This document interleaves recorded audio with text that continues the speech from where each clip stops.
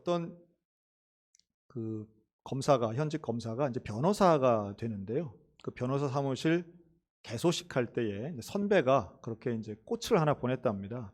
근데 그 꽃에 이렇게 리본을 달아서 이제 메시지를 썼는데 이렇게 썼다고 그러죠. 개업을 축하합니다. 성공하세요. 그리고 밑에 적당히라고 썼답니다. 성공하는 거 뭐 다 원하죠. 그런데 참된 지혜로운 사람은 성공조차도 절제의 미덕이 포함된 깨달음이 있는 거죠. 그러니까 성공을 무슨 더 크게, 더 많이, 그냥 더더더가 아니라 적당히 할 줄 아는 지혜, 이게 사실은 더 중요하지 않을까. 다시 말해 절제의 미덕이라고 하는 것은 어떤 의미에선 과잉의 위험을 깨닫는 사람이 절제할 수 있습니다. 자본주의 체제 안에서 우리는 많으면 많을수록 좋다고 생각하지만 꼭 그렇지 않은 것을 깨닫는 게 참된 인생의 지혜인 것이죠. 우리는 이미 육체의 욕심을 가지고 태어난 사람들입니다. 육체는 본능적으로 욕심이 있어요. 그래서 육체가 원하는 것들은 대개 뭐 식욕, 성욕, 또 물욕, 또 안전에 대한 욕구, 이런 것들은 자연스럽게 있는 겁니다. 어떤 면에서 본능적인 욕심은 노력하지 않아도 생기는 겁니다. 배우지 않아도 있는 겁니다. 그리고 그것을 따라 사는 삶은 어떤 면에서 보면 되게 자연스러워 보이긴 하지만 실제로는 그 결국에는 어리석은 일들이 많은 거죠. 여러분, 먹고 싶다고 다 먹으면 결국 젊을 땐 모르지만 일정 시간이 지나면 결국은 몸에 이상이 오고요. 건강에 문제가 생깁니다. 입에서 맛있는 게 무조건 몸에다 좋은 것은 아니라는 걸 우린 잘 압니다. 그러다 보니 과잉하지 않으려고 절제하는 거죠. 먹는 것 절제하고 시간도 절제하게 돼 있습니다. 마시는 것도 마찬가지고요. 아무리 내 취향이 그걸 원한다 할지라도 건강을 위해선 절제하는 게 지혜인 것이죠. 건강뿐 아니라 우리의 인생과 인간 관계와 한 발짝 더 나아가서 하나님과 영적인 관계를 생각하면 우리는 절제해야 될 것들이 더 많다라고 하는 겁니다. 그런데 안타깝게도 인간의 본성은 배우지 않아도, 노력하지 않아도 생기는 반면 절제는 그렇지 않습니다. 절제는 끊임없는 훈련과 노력을 통해서 생길 수 있고요. 그러나 참 감사한 것 중에 하나는 이 절제가 성령의 열매 중에 하나라고 하는 겁니다. 십자가의 은혜를 믿는 우리 모두에게는 성령의 충만함을 사모하는데요. 성령이 우리에게 주시는 특별한 은혜는 바로 열매이고 그 열매 중에 하나가 절제인 것이죠. 자, 성령의 9가지 열매가 있습니다. 뭐가 있죠? 사랑, 희락, 화평, 인내, 자비, 양선, 충성, 온유, 절제입니다. 한 2년 됐다고 다 잊으신 것 같네요. 또 한번 이제 해야지. 그런데 이 9가지 열매는요, 모두 성품과 연관되어 있습니다. 성품과 성격은 좀 다르죠?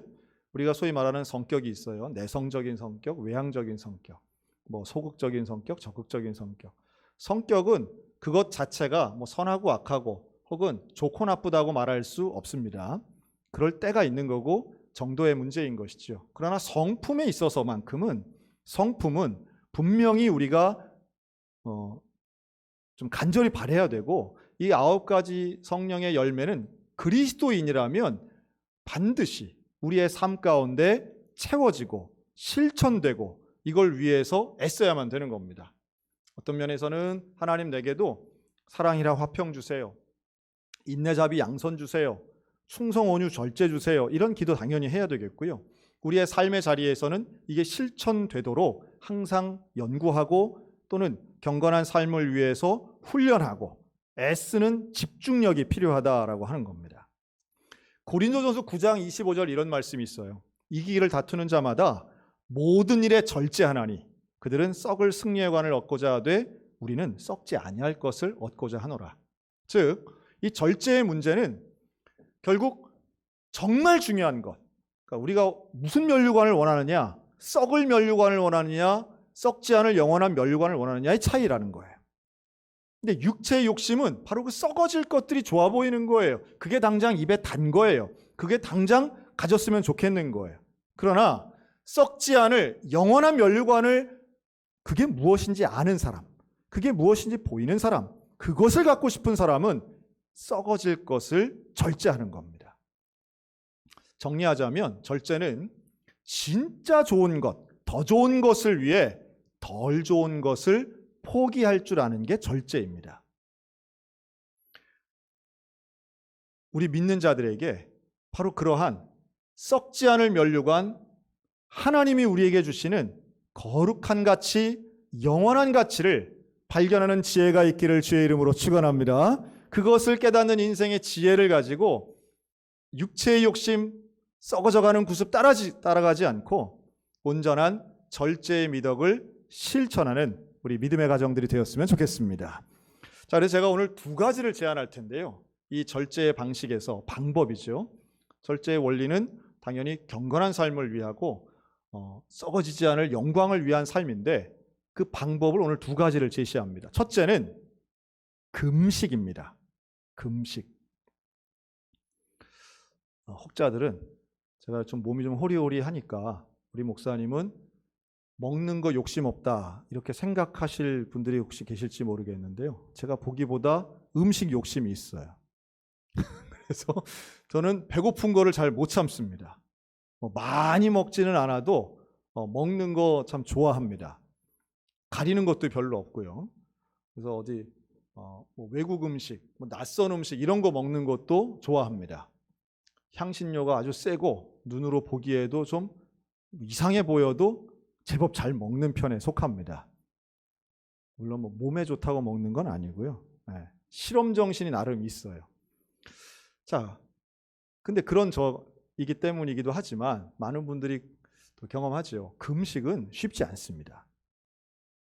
특별히 목회를 하면서 금식 기도를 했던 기억이 몇 번 있습니다.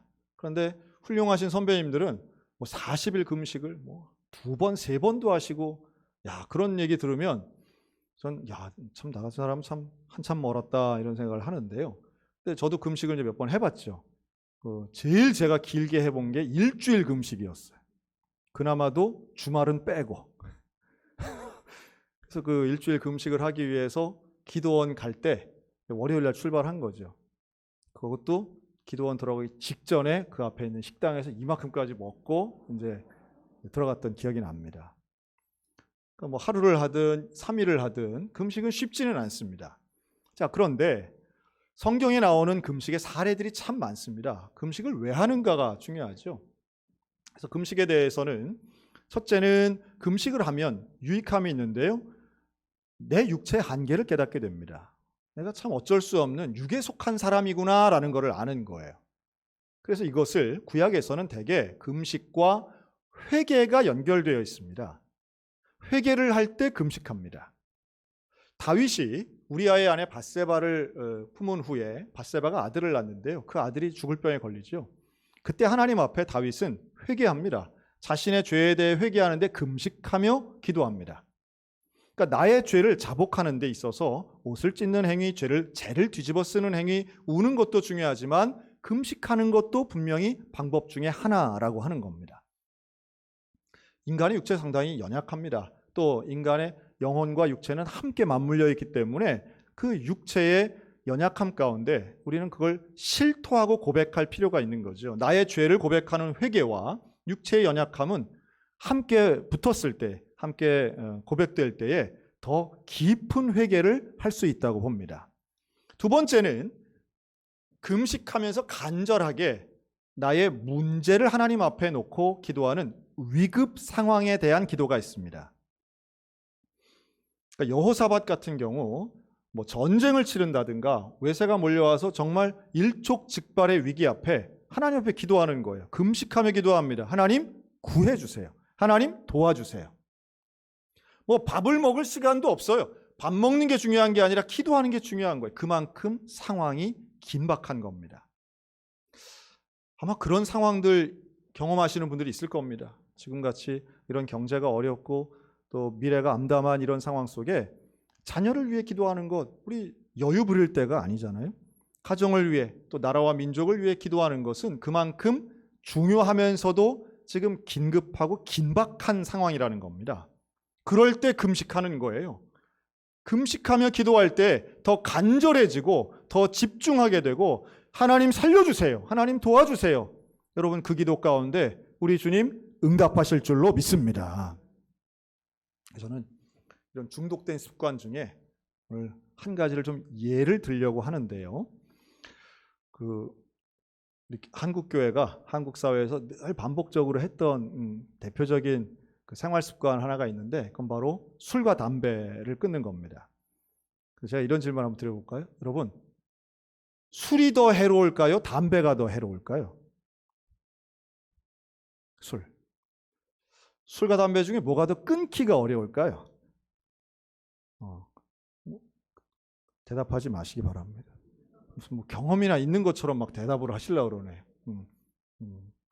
자, 지금 한국 사회 확실히 달라졌다는 것은요. 먼저 담배를 좀 얘기해 보면 담배에 대해서는 지금 상당히 사회적 분위기가 부정적입니다. 담배를 피시는 분들이 줄어든 것도 사실이지만 담배에 대한 사회적 인식은 정말 해로운 것 뿐만 아니라 옆 사람에게도 해를 끼치는 것. 그래서 요즘은 잘 못 봐요. 길에서 담배 피우시는 분 잘 못 봅니다. 막 사회적인 지탄과 눈총이 얼마나 가는지 몰라요. 요즘은요, 담배를 변호하시는 분이 거의 없습니다. 과거에는 담배에 대해 변호하시는 분들이 있었어요. 담배가 뭐에 좋다고 하던가요? 담배는 소화를 잘 시킨다고. 그래서 밥을 먹으면 식사 후에는 꼭 담배 한 대를 펴야 뭐가 착 내려가고 일도 잘 된다. 뭐 이런 논리를 피시던 분들이 많았는데요. 지금은 없습니다. 거의 없어요. 그런 얘기했다가는 대화에 끼지도 못합니다. 참 담배에 대해서는 사회적인 인식, 최소한 우리 대한민국에서는 국민적인 인식이 정말 많이 달라졌다는 걸 느낍니다. 그런데 놀라운 것은 술에 대한 인식만큼은 여전히 우호적입니다.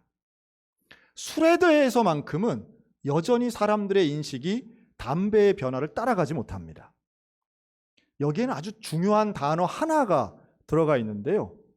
여러분, 술은 뭐에 좋답니까? 술에 대해 변호하시는 논리에 빠지지 않고 등장하는 단어 하나가 있습니다.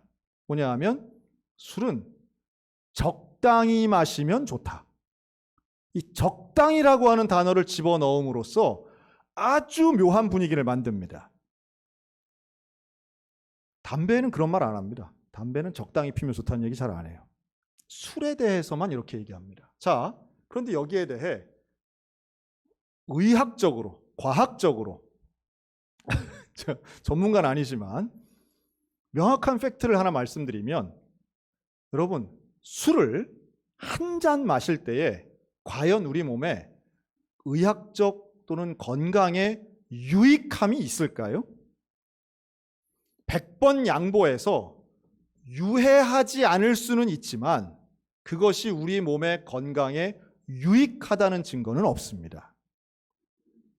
물론 우리는 다른 음료들도 뭐 탄산음료라든가 아니면 커피라든가 뭐 약물에 해당되는 거 자양강장제라든가 꼭 건강하지 않아도 뭐 기분이나 취향에 따라서 마시는 게 분명히 있기는 합니다. 그러나 술과는 명확히 그 근본적인 성격이 다릅니다. 자, 제가 술에 대해서 좀 부정적인 입장으로 오늘 말씀을 드리는데 왜냐하면 술은 구원의 문제하고는 상관이 없습니다. 술을 마시면 지옥 가고 안 마시면 천국 가고 이거 아닙니다. 하지만 명확한 건 술은 거룩한 삶과는 큰 관계가 있습니다. 특별히 우리 대한민국 사람들에게 있어서의 술은요, 얼마나 보편성이 있는지 몰라요. 술을 마셔야만 사회적인 관계가 유지되고 사람들과의 교제가 이루어진다고 생각하는 사람이 정말 많습니다. 술을 마시지 않으면 분위기를 깬다고 혹은 관계가 단절된다고 확신 있게 믿는 분들이 참 많습니다. 제가 이런 질문을 한번 드려보고 싶어요. 여러분, 내가 술을 마시고 술에 취하는 것을 누가 좋아할까요? 제가 볼 때는 그거 좋아하는 사람은 뭐 주류 관계업자 말고는 함께 술 마시는 사람들은 좋아할 겁니다. 자, 그럼 또 하나 질문 드립니다. 그럼 누가 싫어할까요? 누가 싫어할까요? 적극적으로 싫어하는 사람. 제가 확신 있게 얘기하건대 나를 사랑하는 사람들은 싫어할 겁니다. 요거 한번 실험해 보셔도 좋습니다. 실험을 위해서 일부러 술 취하라는 얘기는 아닌데요. 여러분 가족들 중에 혹시 초등학생이 있다면 손주는 더 좋아요. 걔하고 관계를 멀리하고 싶다면 여러분 술 취하면 금방 이루어집니다. 술에 취해서 폭행을 하라는 얘기가 아니에요. 아무 말도 하지 않고 어떤 움직임도 없어도 그저 술에 취해 있기만 해도 아이들의 반응은 똑같습니다. 첫째, 낯설어하고, 둘째, 무서워하고, 셋째, 싫어합니다. 무슨 말을 하거나 행위를 해서가 아니에요.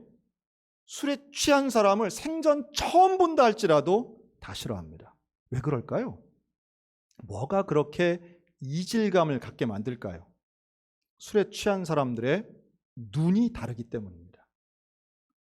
내가 사랑하는 아버지, 나를 아껴주는 할머니가 술에 취한 순간 눈이 달라집니다. 그리고 아이들은 그 눈을 통해 낯섦을 봅니다. 이게 생전 처음으로 술 취한 사람을 보는 아이들의 공통된 경험입니다.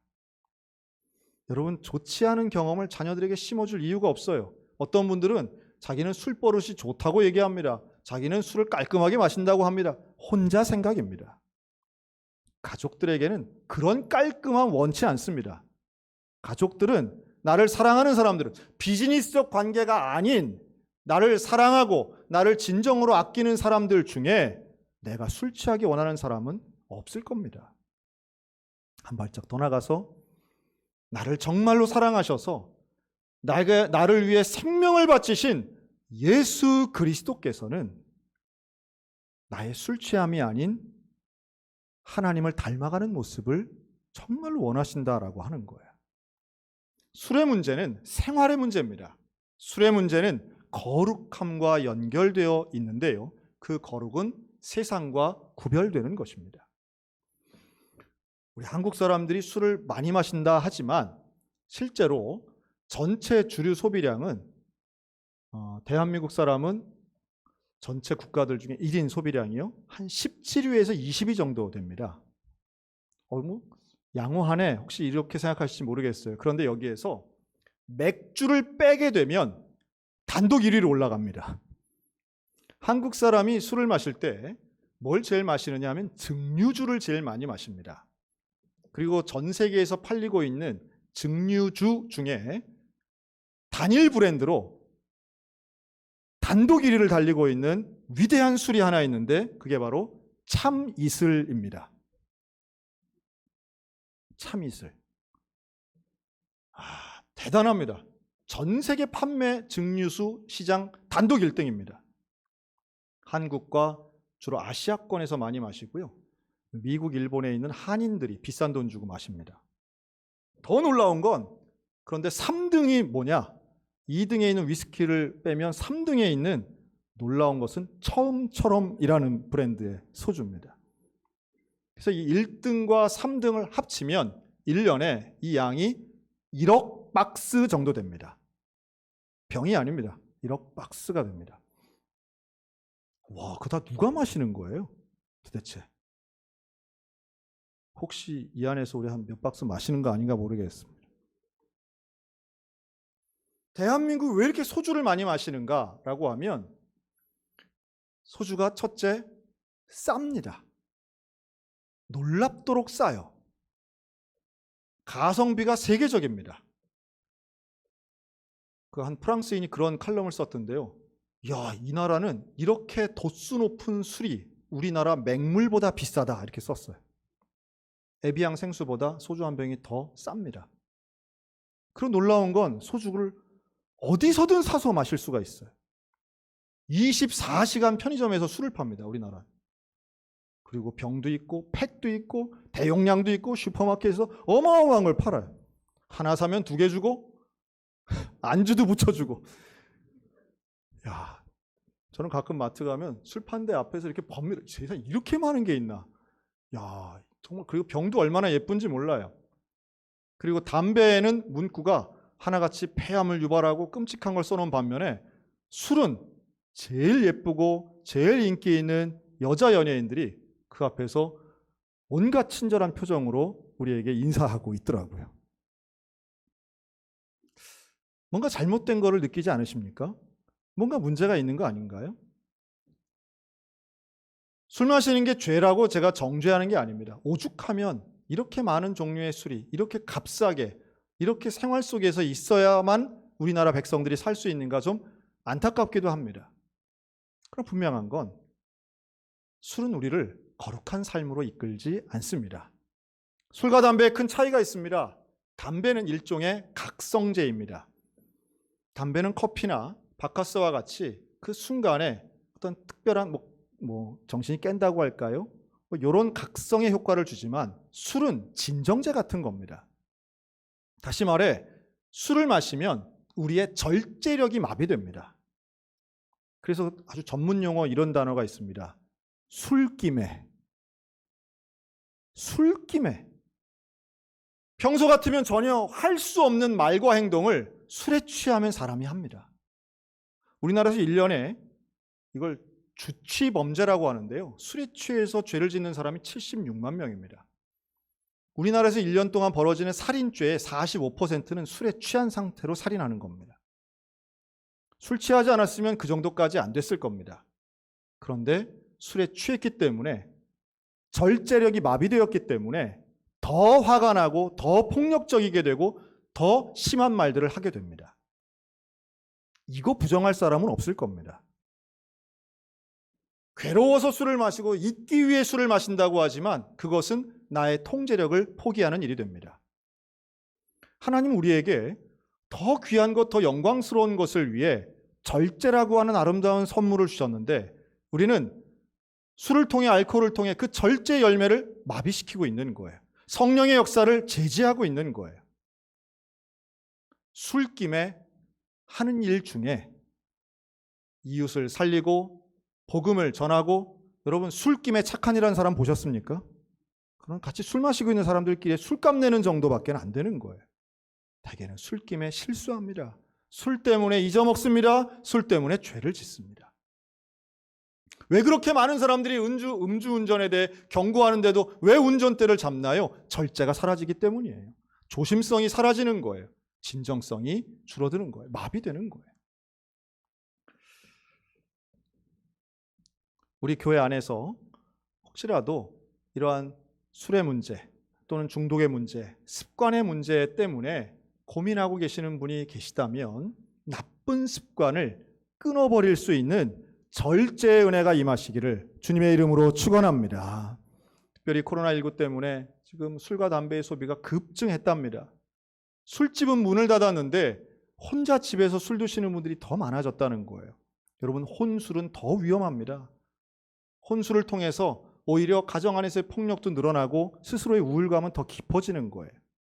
하나님이 주시는 은혜와 하나님이 주시는 성령의 은사를 사모하여 십자가로 다시 살아나는 우리 소양성결교회가 되었으면 좋겠습니다. 십자가를 바라보시기 바랍니다. 세상의 가치와 다른 삶을 살 수 있는 것, 그것은 바로 십자가의 은혜입니다. 십자가를 바라보면 참을 수 있습니다. 절제할 수 있습니다. 나를 위해 생명 바친 그 예수 그리스도를 보면 주를 위해 참는 거예요. 주님같이 사는 거예요. 그 십자가가 나를 살리고 가정을 살리고 교회를 살리고 대한민국 살릴 줄로 믿습니다. 우리 하나님의 은혜를 사모하며 이번 사순절 하나님 앞에 절제의 은혜를 실천하고 그 십자가의 의미를 가지고 살아가는 한 달 되셨으면 좋겠습니다. 이웃도 살리고 지구도 살리는 일, 우리에게 주신 하나님의 사명입니다. 이 귀한 사명 실천하는 절제의 백성, 믿음의 성도들 다 되시기를 주님의 이름으로 축원합니다.